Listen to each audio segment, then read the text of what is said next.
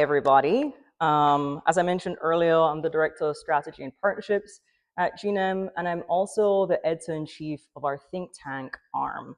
So over the past 18 months, we've been building GNM as a cross-sector platform across industry, public sector, and private partners. And if you've been following the headlines, you'd either think, especially for the past few months, you'd either think that the market is collapsing or accelerating. On one hand, we see market slowdown, billion-dollar write-downs. On the other hand, you're seeing continued growth globally, used EVs selling like hotcakes. And this might sound counterintuitive, but the reality of both is true. The electric and future mobility industry, while this might sound a little counterintuitive, is stronger than it's been in history. One, we have more capital deployed and more manufacturing capacity online than we ever had. We also have more infrastructure being built right now than any point in the past decade, and we still need more charging infrastructure. This is 2026 March data and reporting on basically we need more charging infrastructure, and it's catching up still more broadly. That being said, though, that strength doesn't mean that the system is fully aligned. And there's some real strain going on across the industry, as many of us are aware. And globally, even though we've grown very quickly, the market itself has fundamentally changed. We're seeing a real transition into this new phase that's defined by complexity, constraint, and execution as a market differentiator. And to understand why, I'm going to step back a little bit and see how we got to where we are today. One thing to add there as well, a lot of folks ask me about subsidies, incentives, etc. You'll see in the latest white paper, I'm not going to touch on this much, but not only in the US, we also have subsidies changing, phasing out by 2027 and 2028 globally as well. So where are we and how did we get here? So phase one of the electric mobility transition was kind of our battery technology phase.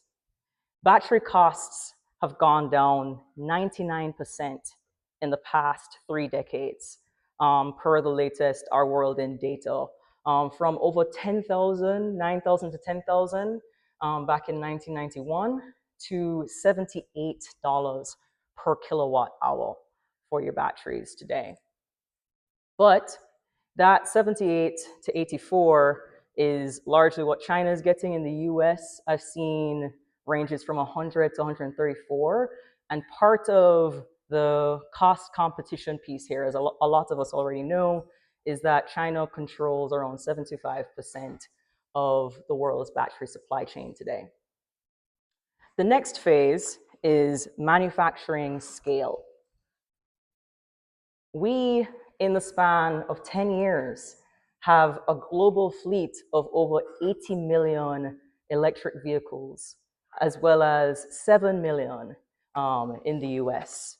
And we've seen really great growth in adoption globally. The market leader globally is Norway in terms of percentage adoption. And what's most interesting about these stats is that there's several countries that had lower percentage adoption than we did in 2019 that now have higher. One of the key points that we make in this year's white paper, though, is that you have high adoption countries that are low fleet size, and then you have high volume countries like ourselves that are really grappling with a much larger and much more complex fleet of vehicles. One piece that I've been mentioning a lot recently is that Norway has around 35% of their entire fleet is EVs. That's around 1 million vehicles. We have around 1 million EVs in the Southeast battery belt today. Right, so we have more EVs in circulation, or around the same amount, in our Southeast Battery Belt area, the 67 states, than the highest adoption country in the world. And that's part of our momentum and positioning for potential global competition. So when we talk about powering the next era of mobility, what do we mean by that? As we've established, the first phase was really about proving the technology. Can EVs work at all? The second phase was really about scaling. Can we produce millions of these affordably, which we've done a really good job of. Especially congratulations to Stuart et al. On producing millions of these vehicles and some great technology and advancements on advanced manufacturing. We're now at a different phase, which is really, can the system support mass adoption? And what are these real friction issues that we need to resolve? And when we look across the system, on the manufacturer side and the consumer side, we really have these four interdependent dimensions of friction. Workforce friction and supply chain friction, right? As well as infrastructure friction and market friction. And these interconnected dimensions are constraints of their own, but what really matters most is how they interact. So one, you can build vehicles at scale, but if charging infrastructure isn't reliable or accessible, adoption is hard or slows. You can deploy infrastructure, but if consumers don't trust the experience or can't afford the vehicles, utilization lags.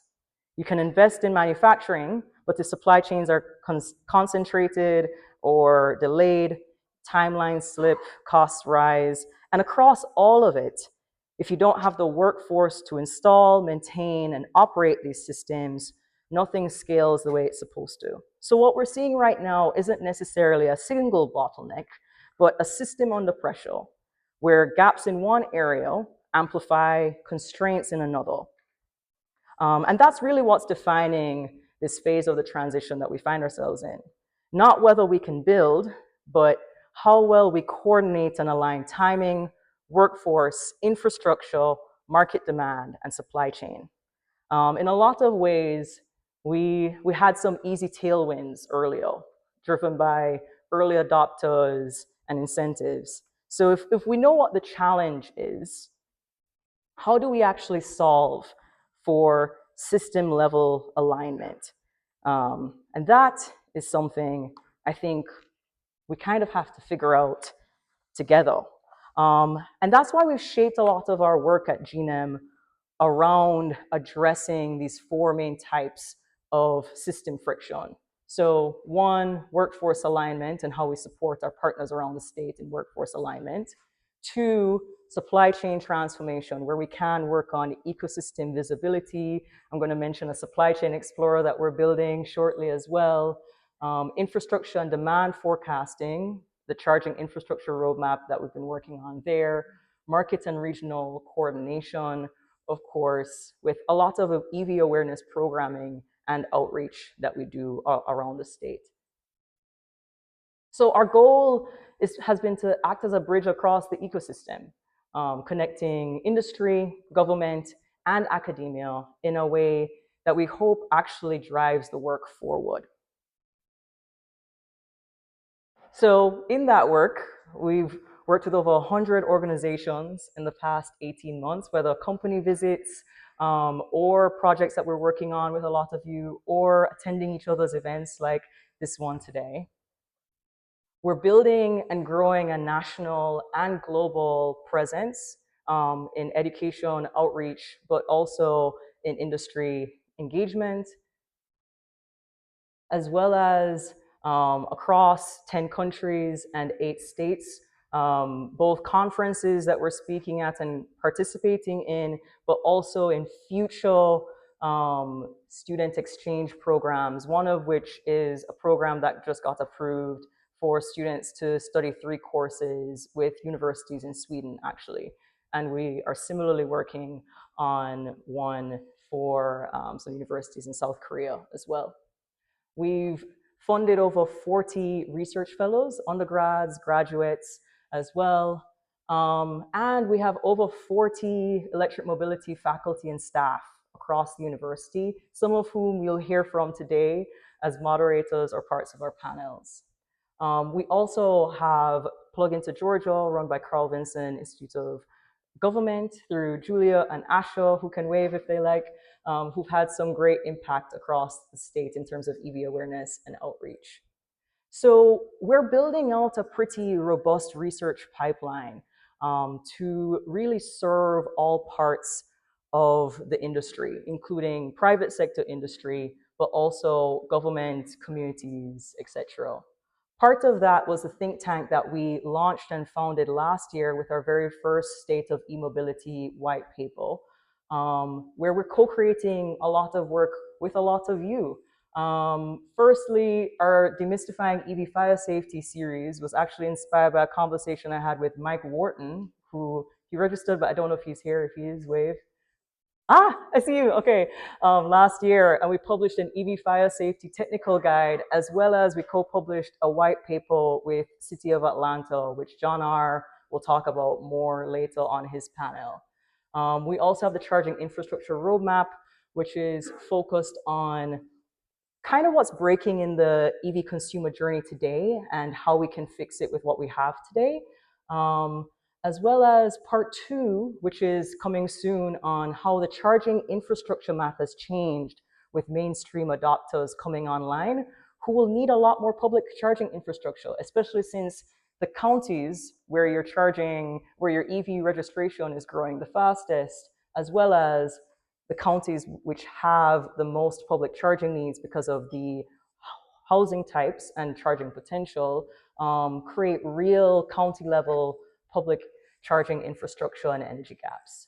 And of course, we'll have all of those available as layers on our website that we've been building out on the back end.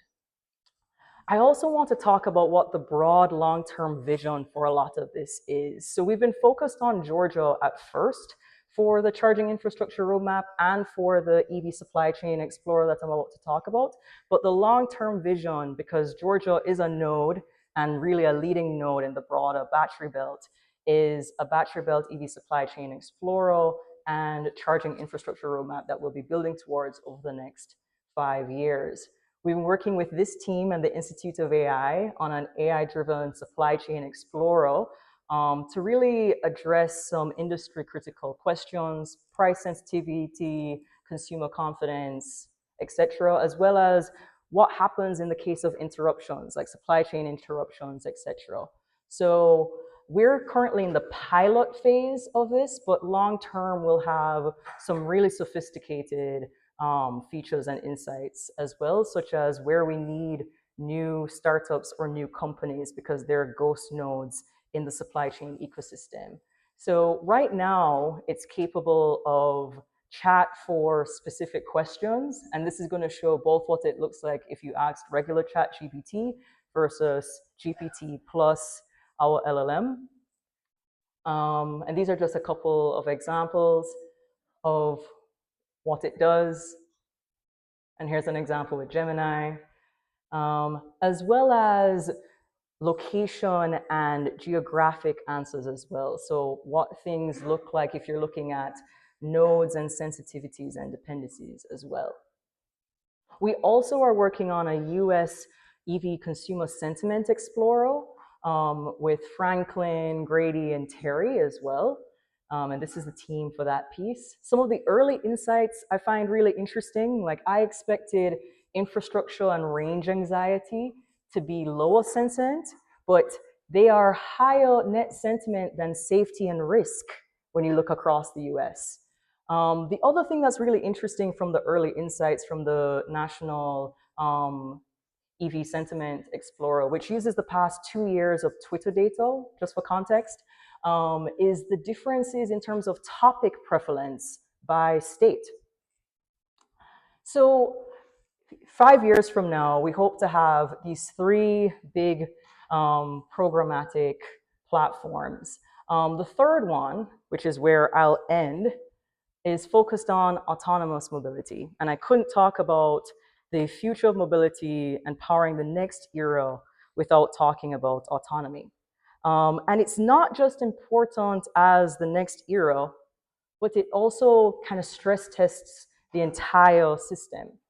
We're at a really interesting inflection point where we haven't seen such a big transformation across our mobility since we moved from probably horse and buggy to the automobile, where horse and buggy was being directed and driven in many ways by the horse. We moved to driving our own vehicles, and we'll probably move to vehicles self-driving and driving us. And that scale and market cap is really fascinating because it's currently already a multi-billion-dollar market.